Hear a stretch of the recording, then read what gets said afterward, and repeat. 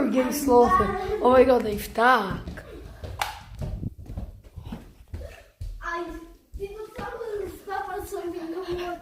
Wait, what? Dinosaur. I'm cooking smiling.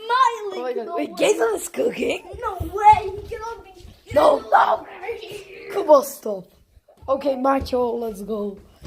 No, Macho, wait, Macho. But my calculations, you are gay. Welcome to Gazel's Cooking Show.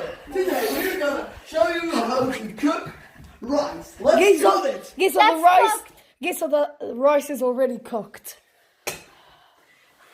I just wanted to cut it. Wait, I forgot I have varishka. Gazel, that's Oh not. no, he has